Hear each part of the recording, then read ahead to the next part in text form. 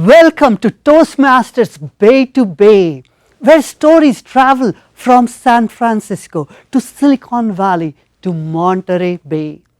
I'm your host, Abhijit Joshi. In Toastmasters, we learn through experiential learning. What does that mean? It's all about getting on the stage. I remember when I met the world champion of public speaking, Darren LaCroix. He said, it's all about stage time, stage time, stage time. There is one more big secret in Toastmasters. It's the feedback which we receive from our fellow Toastmasters. When we apply that feedback, it upskills ourselves. Today, we have a packed agenda. We have two veteran speakers, followed by their speech evaluations, and then a special on North Valley Toastmasters, where you can build your charisma. To get our program started, our first speaker is going to be Henry Miller. Henry Miller arrived in California in 1989 from Jamaica. After building his career in the tech industry, he found his voice through music and Toastmasters. He has been to the semifinals of the World Champion of Public Speaking 3 times.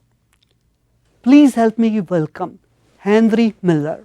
The game of life. The game of life, Henry Miller. Thank you, Robert. Thank you.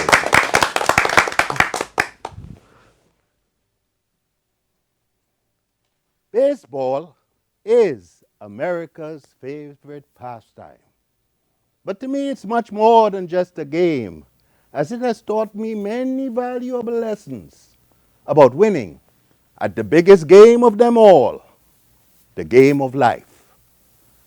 And that when we refuse to remain silent in the face of injustice, we can change this world. So come with me as I take you back, way back to the dark days of summer, when baseball and all of America was segregated. Back then, there were the major leagues, the same major leagues we know today. And then there were leagues for people of color only, the Negro leagues, with great players like Satchel Paige, Josh Gibson, and the legend, James Cool Papa Bell, the fastest man to ever run the bases. It was rumored that he could flick a light switch and get into bed before the room got dark. He was that fast. And still all of America never did get to see those great players in their prime because of the color of their skin. And the color of their skin and the Jim Crow laws of the day that made it illegal for people of all races to attend the same schools, worship at the same churches, and drink from the same water fountains. And although many of the good people on both sides of the tracks knew and felt in their hearts that segregation was wrong, they remained silent. Even the players of the Negro leagues remained silent, while the players of the majors were celebrated on beautiful baseball cards with statistics far inferior to many of the Negro League players. I collected these baseball cards as a kid. Initially, it was for the bubble gum. Do you remember? Wrigley's? I collected them by teams, players, and even leagues. But then one day, while going through my collection, I found this card that seemed out of place. The player was Jackie Robinson from the Negro Leagues, but he was wearing a Major League uniform. I even scratched the surface of his card to see if his complexion would change. It didn't. And that's when I went running to my papa. to ask, how did Jackie ever become a Dodger? And Papa was only too happy to explain. Son, in 1947, a Baptist minister, Mr. Blanche Rickey, became the general manager of the Dodgers and immediately decreed that if all men are created equal, they should compete equally on a level playing field, regardless of race, color, or creed. But when he invited Jackie Robinson to join his team, the Dodgers, everyone turned against him. Fans, friends, even family members. But Mr. Rickey refused to remain silent. And although Jackie was able to silence all of his critics with his heroics on the field, the harassment, name calling, even death threats continued. But not once did Jackie do or say anything to disparage any of his teammates. But when he learned that some of his friends had gone privately behind his back to Mr. Rickey, asking that he be removed from the team because he was a distraction, Mr. Rickey refused again. And that's when Jackie became a Dodger. So, son, now you can go to the library and get the rest of the story. And so I did. And recently I did again and got a little help from AI and TikTok and learned that Jackie didn't care much about being a star or all the statistics that and records that he broke. What concerned him most of all was how he would perform when he would play his first game in the dreaded South. And when that day came, the good people of the Cincinnati Reds did not fail to disappoint. He was called every N-word imaginable. But when the Blue, the umpire, shouted that beautiful word, "Let's play ball," Pee Wee Reese, a Dodger from Cincinnati, did the unthinkable. He walked over to first base where Jackie was playing with tears in his eyes, put his arms around Jackie to recognize him, not just as his teammate, but a friend. And in that triumphant moment, baseball became America's game. And so, my fellow Toastmasters, I ask, when next you come face to face with injustice, who will you be? Another Jackie Robinson, Pee Wee Reese, Blanche Rickey? Or will you too remain silent? Mr. Toastmaster. What an inspirational story. Henry, you have been to the semi-finals of public speaking 3 times. How can we get there? Takes a lot of work. Takes a lot of work and being dedicated to the Toastmasters mission. Definitely. We will keep on doing that and we will get on the stage as much as we can. Thank you so much, Henry. Thank you. To evaluate Henry, we'll have Parthiv Doshi. Parthiv Doshi has been a Toastmaster since 2007. His mission in life is to lessen the suffering on this earth. And the way he wants to do that is through meditation and mindfulness. Please help me welcome Parthiv Doshi.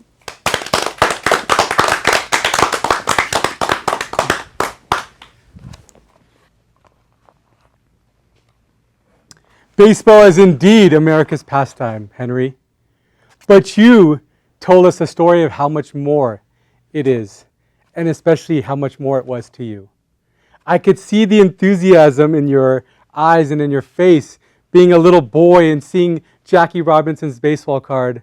I too was that boy collecting cards, not just for the bubble gum though. What I really loved about your speech was the message. Right off the bat, you started with, this is a message about injustice and how the actions of a few transformed the game and transformed society. And so you came out so strongly with the message. And then you were able to interject this beautiful humor, like talking about Papa Bell with the light bulb, and of course the bubble gum and TikTok. And so you were able to interject some lightness into this very powerful speech. So you did that really well. And then the imagery you were able to convey. The baseball in the beginning, right, that really connected us to the game. And also you were able to talk about how black players were in the shadows, but yet other players were celebrated with trading cards. And so that imagery, that contrast really came through, and especially the dark days of the summer. So we sensed where this speech was going and how you kind of gave us this darkness, but then you brought it out to light, and you really made it such a powerful speech. And so I really thoroughly enjoyed it, and ending with a powerful conclusion, a call to action for all of us. What can we do? Should we remain silent, or can we speak up when we see injustice? The only suggestion I would say, amid countless wonderful things you did, is how could you connect yourself a little bit more in the story? As a young boy, what did you feel? I sense the enthusiasm, but could you talk a little bit more about how the actions of Pee Wee Reese and Jackie Robinson transformed you in perhaps a situation where you encountered some injustice as well? But Henry, I'd say wonderful job. I love the imagery. I love the props. And perfect speech for Black History Month. Thank you. I commend you for that speech.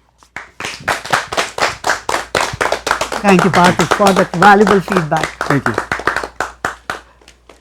Next, we'll learn about North Valley Toastmasters Club.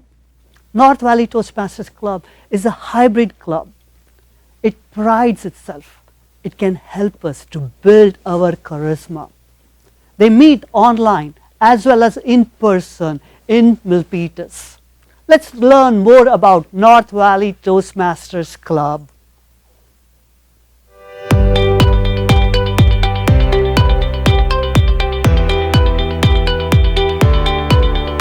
All right, we have a great meeting planned today, and to start the meeting, we have our esteemed President, Serena. Thank you, Fletcher. I joined because I wanted to work on my impromptu speaking skills for interviews, but stayed because it's so fun and I get so energized from our meetings every Friday morning. 7 years later, I have trouble leaving. Yeah. Well, I started because I realized how much I had to gain by building those skills. It was one of the few places I could go to get feedback. And so the benefit of Toastmasters was that people would actually tell me things that other people wouldn't ever tell me. In the pandemic, we had a lot of members move far away, like to India, Nashville, Tennessee, and Taiwan even. So we're truly an intercontinental club. It's important to be able to connect with your peers and colleagues in person, but it's as important to be able to lead successful meetings online. There are two computers. One is the one that's facing the lectern, a Zoom image so that the speaker can talk to the audience and they've got something to look at, but on top of that they can see the timer. Green indicate you have used the minimum amount of time, and yellow is target time, and red means that time is up, you need to wrap up. We have a 360-degree camera. People at Denny's can easily see everyone on Zoom.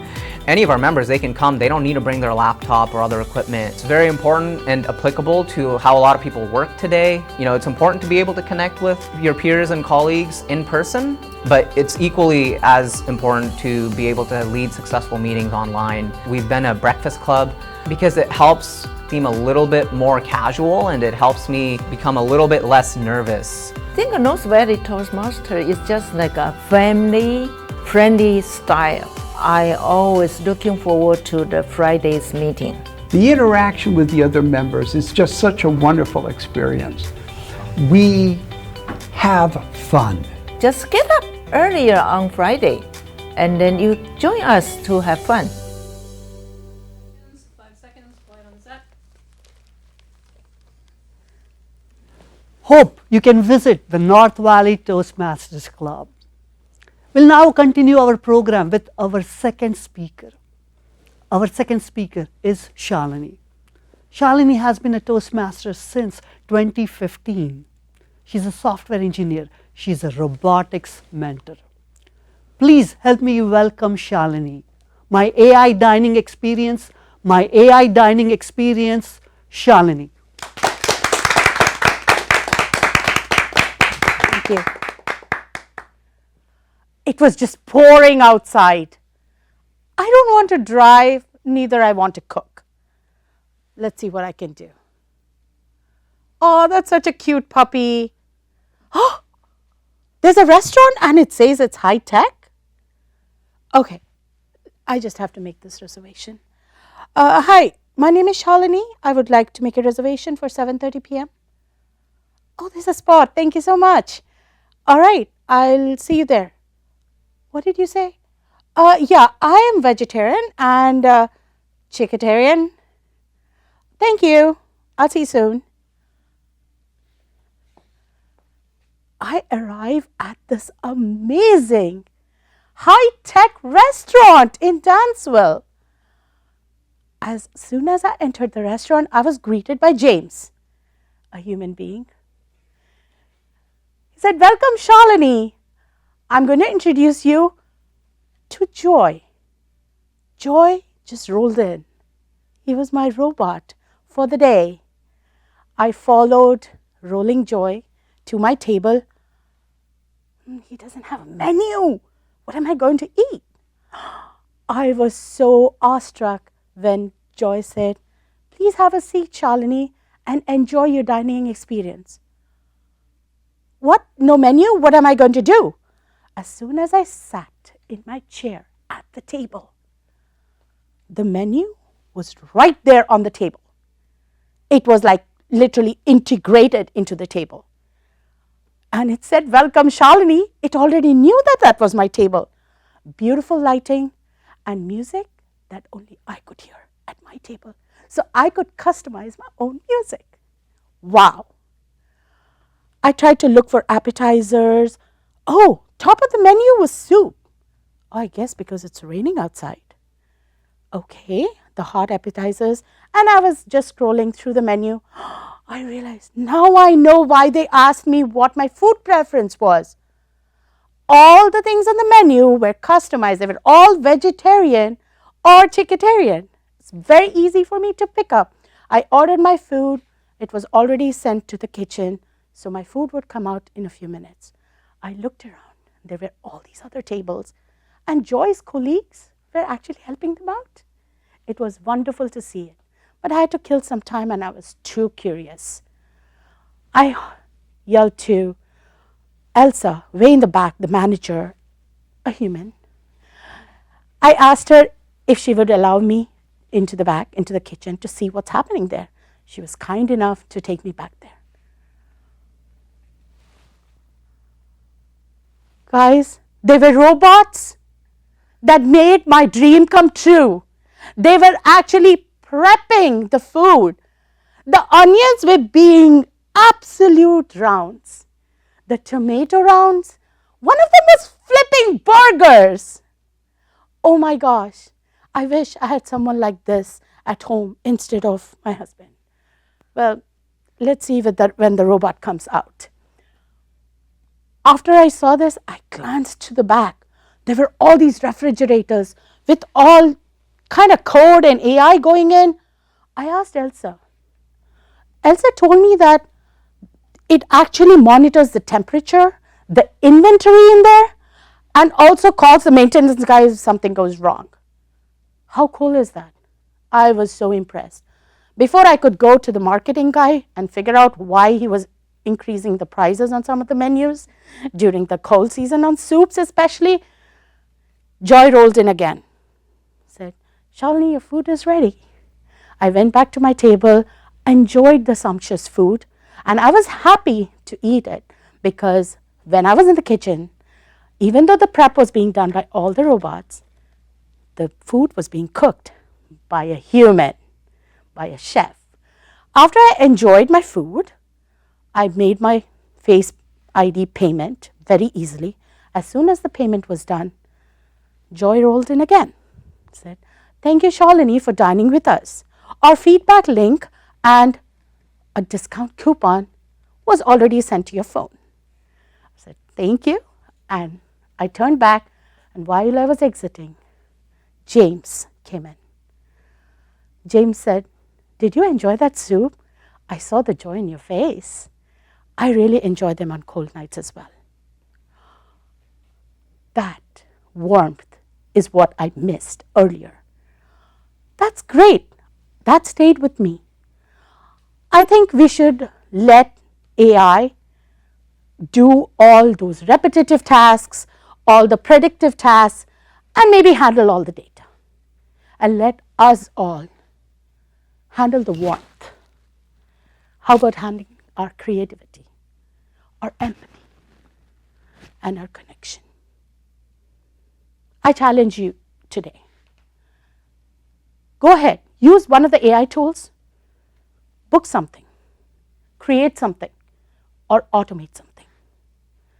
Because the most powerful technology in the room is not artificial intelligence, but it's the person, the human being, who knows how to use AI, but who still chooses to care.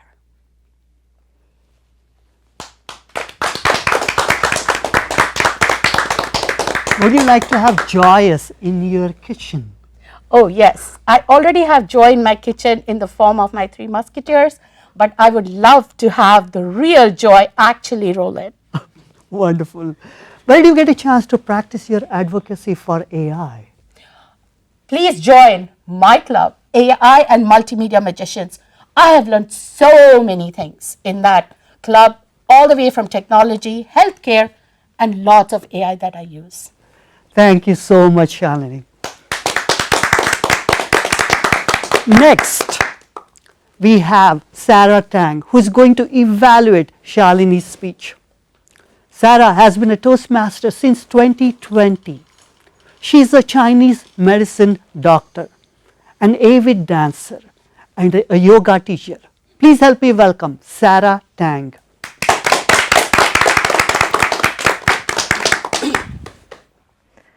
Shalini, you'll have to let me know which restaurant this was. I want to go try it out myself.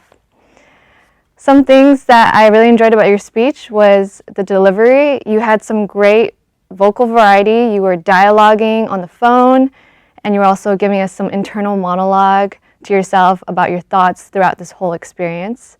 That really brought to life the whole story. And I really enjoyed your gestures, your scrolling through your phone, answering the phone call. You even did like a spin to show us that you went to the restaurant. One thing I would challenge you to take your speech to the next level is to give us a little bit more background in the beginning of your speech. Did you have any trepidation about choosing this restaurant?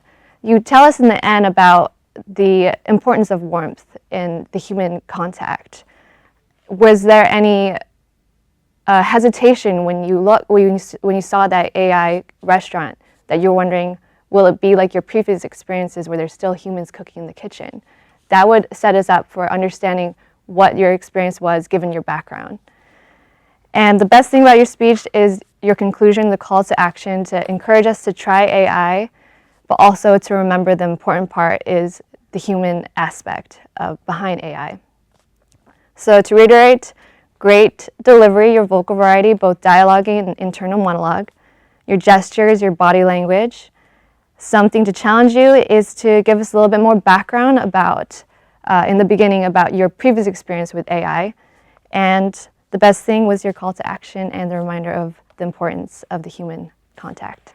Thank you.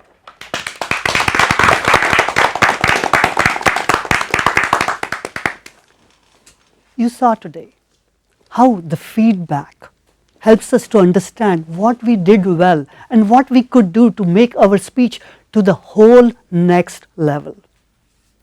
So today, I want to encourage you to look for a Toastmasters club.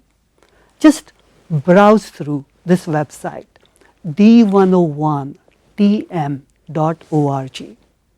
There you can see the list of clubs in your area, and look at one club and go there and experience it for yourself. It has changed my life in the last 7 years. Today, I encourage you to try it, and maybe it will also change your life. I want you to be back again on this episode. This is the place where we learn and share things and show us what you have learned. So join us every time. Our next episode is going to air again next month.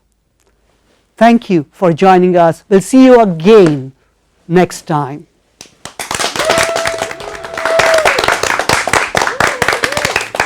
Great job.